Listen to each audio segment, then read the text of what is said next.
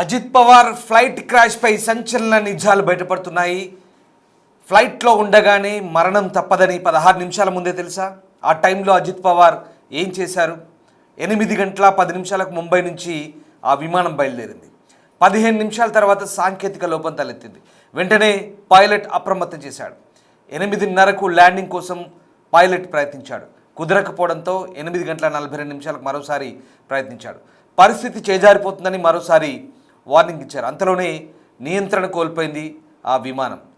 బండను ఢీకొట్టడంతో సరిగ్గా 8 గంటల 60 నిమిషాలకు విమానం క్రాష్ అయింది. రన్వేకు అతి సమీపంలోనే ఘోర ప్రమాదం చోటు చేసుకుంది. మీరు చూసిన దృశ్యాలు bombardier air craft Lear jet 45 సంబంధించినటువంటి AI జనరేటెడ్ వీడియో ఇది. ఆ వీడియోలో captain Sumit Kumar, co pilot Shambhavi పాఠకులు ఆ విమానాన్ని నడుపుతున్నారు. పైలట్ సుమిత్ కపూర్ చాలా అనుభవమైన వ్యక్తి. సుమిత్ కపూర్ పైలట్ దాదాపు 16,000 గంటల ఎక్స్పీరియన్స్ ఉంది. సరిగ్గా ఆ విమానం రన్వేను ల్యాండ్ అవుతున్న సమయంలో రెండోసారి అంటే అక్కడ వాతావరణ పరిస్థితులు కూడా కాస్త అనుకూలంగా లేనట్లుగా ఉన్నాయి తర్వాత Baramati air traffic control centre నుంచి క్లియరెన్స్ వచ్చినట్టుగా civil aviation minister Rammohan Naidu చెప్తున్నారు. రెండవసారి ల్యాండింగ్ అయ్యేందుకు వాతావరణం అనుకూలంగా లేకపోవడంతో విమానం ఒక రౌండ్ చక్కర్ కొట్టింది.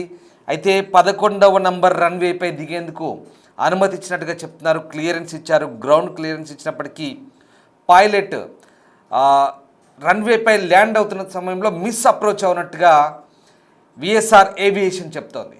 మిస్ అప్రోచ్ కారణంగా రెండవసారి ల్యాండింగ్ సమయంలో సరిగ్గా రన్వేపై దిగడానికి కొద్ది మీటర్ల ముందు దిగువ ప్రాంతంలో అది ఢీకొట్టినట్టుగా తెలుస్తోంది.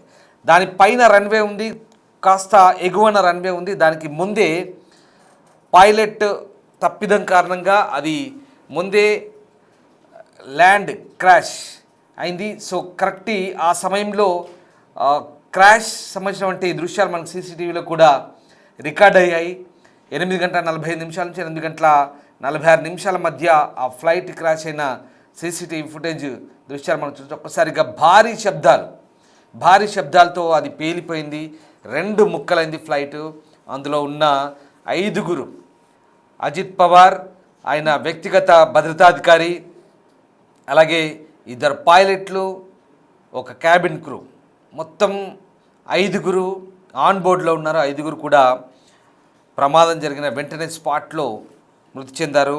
వాళ్ళ శరీర భాగాలు కూడా తునాతునకలయ్యాయి. అజిత్ పవార్ మృతదేహాన్ని కేవలం ఆయన చేతుకున్న వాచ్ ఆధారంగా కనిపెట్టడం జరిగింది. అంతటి ఘోర ప్రమాదం అది. ఆ ఘోర దుర్ఘటనలో వాళ్ళంతా కూడా స్పాట్లోనే చనిపోయిన పరిస్థితి. DGCA director general of civil aviation దీనికి సంబంధించినటువంటి దర్యాప్తు చేపట్టింది.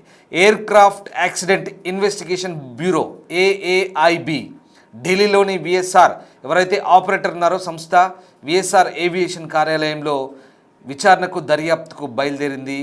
ఆ క్రమంలో విఎస్ఆర్ ఏవియేషన్ ఇస్తున్నటువంటి ఆ డైరెక్టర్ కెప్టెన్ సుమిత్ సింగ్ చెప్తుంది ఒకటే, పైలట్ తప్పిదం కారణంగానే జరిగిందని చెప్తున్నారు. దాని నిర్వహణ లోపం లేదంటున్నారు. ఎలాంటి సాంకేతిక సమస్యలు లేవంటున్నారు. తమ ఫ్లైట్లు ఏవైతే ఉన్నాయో చాలా క్లియర్గా, చాలా స్పష్టంగా ఫిట్గా ఉన్నాయని చెప్తున్నారు. బట్ ఇక్కడ పైలట్ల తప్పిదమే కారణంగా వాళ్ళు క్లెయిమ్ చేస్తున్న పరిస్థితి.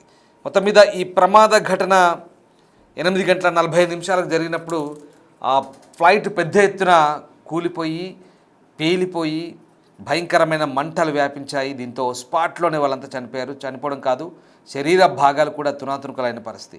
మహారాష్ట్ర ఉప ముఖ్యమంత్రి అజిత్ పవార్ ఈ ఘోర దుర్ఘటనలో దుర్మరణం చెందిన తర్వాత మహారాష్ట్ర అంతటా కూడా విషాద ఛాయలు అనుకున్నాయి. మీరు చూస్తున్నారు AI జనరేటెడ్ వీడియో అది.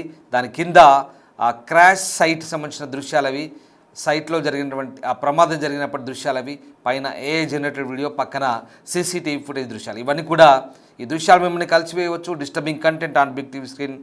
66 సంవత్సరాల అజిత్ పవార్ మహారాష్ట్ర రాజకీయాల్లో కీలక నేత. ఆయన కీలకంగా ఎదిగారు.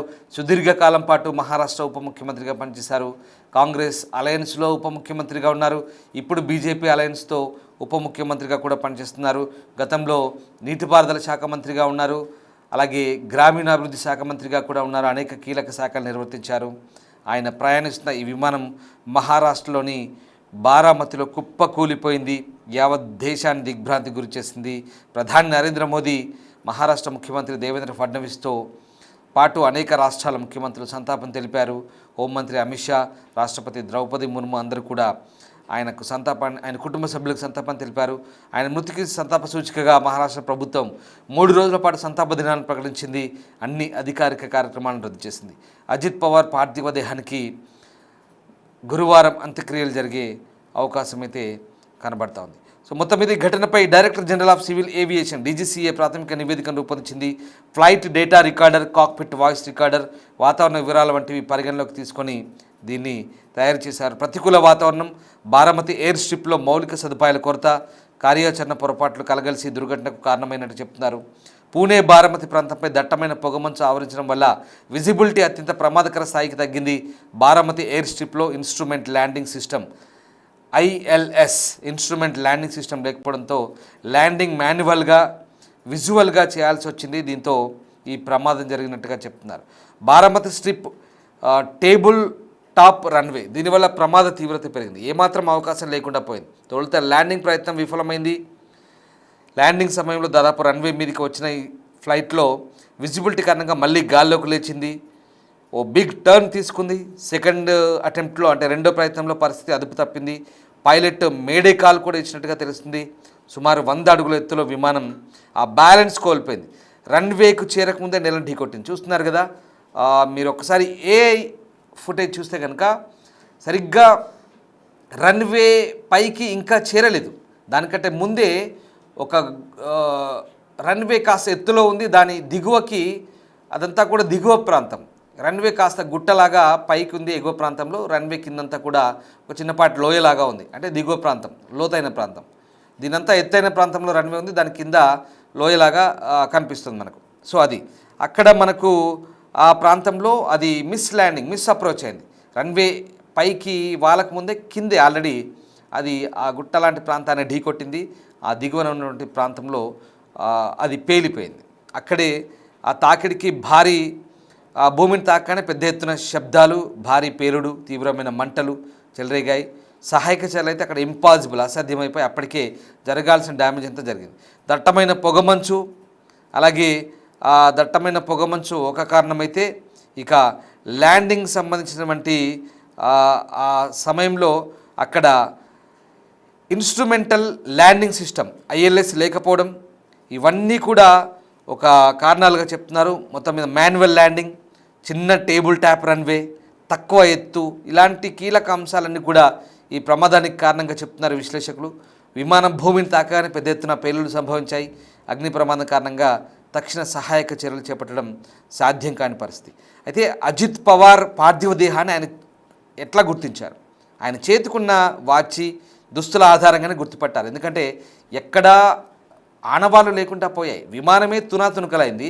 ఇంకా అందులో ఉన్న మనుషులు ఎక్కడ బతికే ఛాన్స్ లేదు. ప్రమాదం జరిగిన వెంటనే తొలుత అర్థమైంది అదే. అందులో ఎవరు బతికుండే ఛాన్స్ లేదు. వాళ్ళ శరీర భాగాలు కూడా తునాతునకలైపోయాయి. మృతదేహాలు చెల్లా చెదురుగా విసిరేయబడ్డాయి. చాలా దారుణం జరిగింది. వెంటనే దాంతోపాటు అగ్ని ప్రమాద తీవ్రత కూడా పెరిగింది.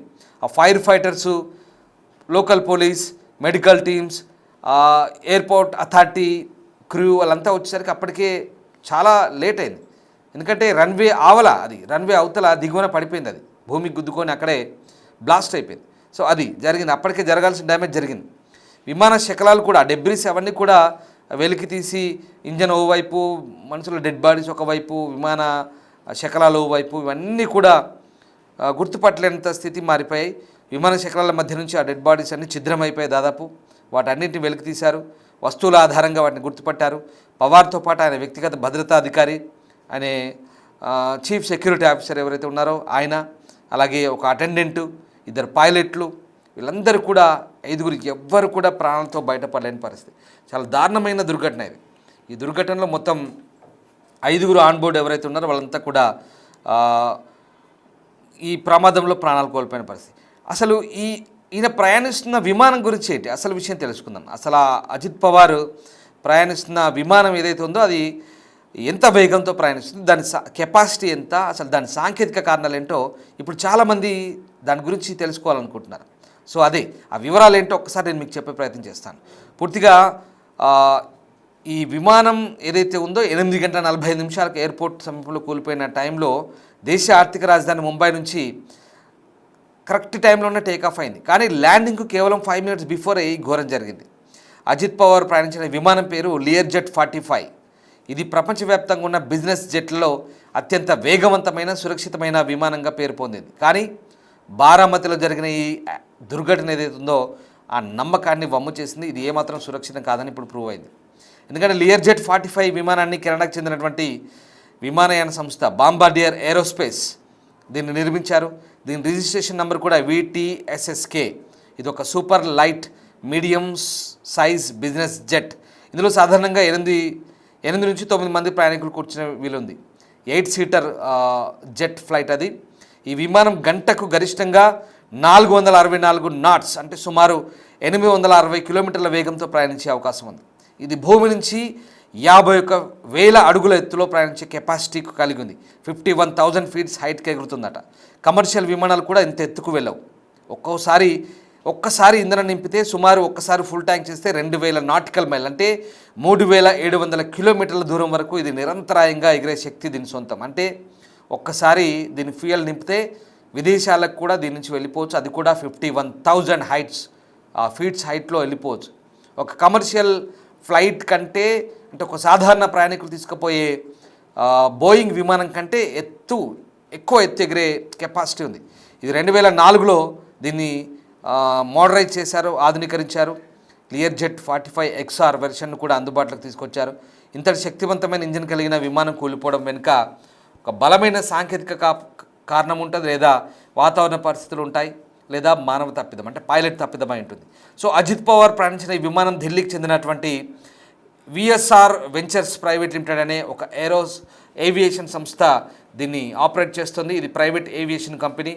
ఈ సంస్థ ప్రముఖులకు విమానాలను అద్దెకిస్తుంది, లీజుకి ఇస్తుంది, ఏవియేషన్ కన్సల్టెన్సీ సర్వీసులు కూడా అందిస్తుంది. అయితే ఈ కంపెనీ ట్రాక్ రికార్డ్ అంత ఆశాజనకంగా ఏం లేదు. ఎందుకంటే సరిగ్గా 2023లో సెప్టెంబర్ 14న ముంబై ఎయిర్పోర్ట్లో ఇదే కంపెనీకి చెందిన మరో విమానం ప్రమాదానికి గురైంది. ఆ రోజు పెను ప్రమాదం తప్పినప్పటికీ ఇవాళ జరిగిన ఘటన అజిత్ పవార్ ప్రాణాలను కోల్పోవడం ఆ కంపెనీ భద్రతా ప్రమాణాలపై అనేక అనుమానాలు అయితే తావిస్తోంది. సరిగ్గా ఉదయం 8 గంటల 10 నిమిషాలకు ముంబై నుంచి ఈ ఫ్లైట్ టేకాఫ్ అయింది. షెడ్యూల్ ప్రకారం 8 గంటల 50 నిమిషాలకు బారామతి ఎయిర్ స్ట్రిప్లో ల్యాండ్ అవ్వాల్సింది. కానీ 8:45కి రన్వే సమీపంలో క్రాష్ ల్యాండ్ అయింది. ఈ విమానంలో మొత్తం 5గురు ఉన్నారు ఆన్ బోర్డ్. వారిలో అజిత్ పవార్ మహారాష్ట్ర ఉప ముఖ్యమంత్రి, అలాగే ఇక్కడ ఆయన chief security officer Vidip Jadhav, ఆయన PSO Mumbai PSO head constable, అలాగే captain Sumit Kapoor pilot, captain Shambhavi Pathak co pilot, Pinky Mali flight attendant, మొత్తం 5గురు.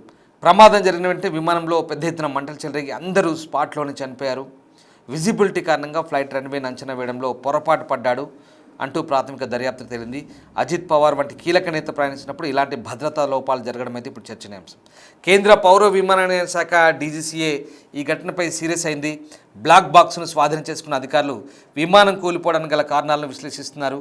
ఏవియేషన్ సేఫ్టీ మేనేజ్మెంట్ నిబంధనల ప్రకారం ప్రైవేట్ జెట్ల నిర్వహణ సరిగ్గా ఉందా లేదా అనే కోణంలో VSR వెంచర్స్ కంపెనీని ప్రస్తుతం ఇంట్రాగేట్ చేస్తున్నారు. అజిత్ పవార్ ప్రయాణిస్తున్నటువంటి విమానం 1998-2009 మధ్య తయారైన పాత మోడల్ కావడం వల్ల మెయింటెనెన్స్ సమస్యలు వచ్చి ఉంటాయనేది కూడా తేలాల్సింది. ఏదేమైనా ఒక మోడర్న్ జెట్ ఫ్లైట్ ఇలా మృత్యుపాసం కావడం మహారాష్ట్రను విషాదంలో ముంచెత్తింది. సో మొత్తం మీద ఈ ప్రమాదం రన్వేకి అతి సమీపంలో జరిగింది. ఇప్పుడు ఆ VSR ఏవియేషన్ చెప్తుంది ఇది కేవలం పైలట్ తప్పిదమే అంటూ చెప్తోంది. సివిల్ ఏవియేషన్ మినిస్టర్ ఇచ్చినటువంటి స్టేట్మెంట్ రామ్మోహన్ నాయుడు ఏం చెప్తున్నారు, Baramati air traffic control centre ATC మొదటిసారి ల్యాండ్ అవ్వడానికి రన్వేపై వచ్చింది. కానీ మళ్ళీ అంతలోనే ఒక హైట్కి మళ్ళీ ఎగిరిపోయింది, ఒక రౌండ్ కొట్టింది, ఒక చక్కర్ కొట్టింది. రెండోసారి ATC క్లియరెన్స్ ఇచ్చింది, గ్రౌండ్ క్లియరెన్స్ ఇచ్చింది 11 నంబర్ రన్వేపై దిగేందుకు. బట్ అక్కడ పైలట్ దాన్ని మిస్ అప్రోచ్ అయ్యాడు, అంచనా వేయడంలో తప్పిదం జరిగింది. రన్వేపై ల్యాండ్ కావడానికి బిఫోర్ దాట్ కింది దిగువ ప్రాంతాన్ని ఢీకొట్టి అక్కడే అదంతా కూడా bombardier air craft Lear jet 45 పెద్ద ఎత్తున భారీగా పేలిపోయింది మంటలతో. వెంటనే అందులో ఉన్నటువంటి ఆ విఐపితో సహా మిగతా క్రూ అంతా కూడా స్పాట్లోనే చనిపోయారు. ఇది ప్రమాదం జరిగిన తీరు. అంటే అప్పటికే సరిగ్గా 8:50కి ల్యాండ్ కావాలి, బట్ ఆ 10 to 15 minutes బిఫోర్ ఎప్పుడైతే ల్యాండింగ్ టైం ఉందో ఆ ల్యాండింగ్ టైంలోనే ఆ అప్రోచ్మెంట్ సరిగ్గా లేదు. అక్కడే రాడార్ నుంచి అదంతా కూడా సిగ్నల్స్ కట్ అవుతున్నాయి 8:45 నుంచి ఆ టైంలో.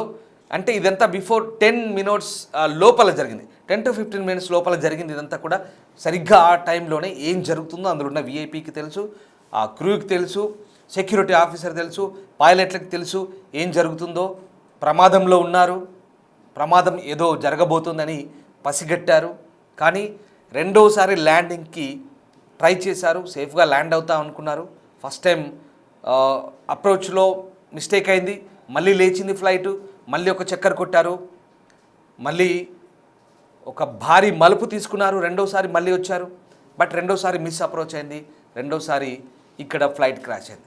ఇక్కడ సివిల్ ఏవియేషన్ మినిస్ట్రీకి ఇచ్చిన అంటే డీజీసీ అందించిన ప్రాథమిక నివేదిక ప్రకారం అక్కడ ఏదైతే ఆ రన్వే కూడా టేబుల్ ట్యాప్ రన్వే అంటున్నారు, అలాగే ఎల్టీఎస్ సిస్టమ్ లేదంటున్నారు, అలాగే సరైనటువంటి ఆ చిన్న ఎయిర్ స్ట్రిప్ కాబట్టి అక్కడ దిగడానికి పూర్తి స్థాయిలో సరైనటువంటి సాంకేతిక అంశాలు కూడా లేవు.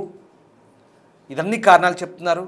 ఇవన్నీ కూడా ఇక్కడ ఒక విఐపి దుర్మరణం చెందడానికి కారణాలుగా చెప్తున్నారు. ప్రతికూల వాతావరణం, దట్టమైన పొగమంచు, పూణే బారామతి ఏరియాలో కూడా అక్కడ ల్యాండింగ్కి విజిబిలిటీ సరిగ్గా లేదని చెప్తున్నారు. రెండోసారి విజిబిలిటీకి ఓకే, విజిబిలిటీకి బాగానే ఉంది, కానీ పైలట్ అప్రోచ్మెంట్ కరెక్ట్ లేదని చెప్తున్నారు. వాట్ ఎవర్ ఏదైనా సాంకేతిక కారణాలు, మానవ తప్పిదాలు వెరసి ఒక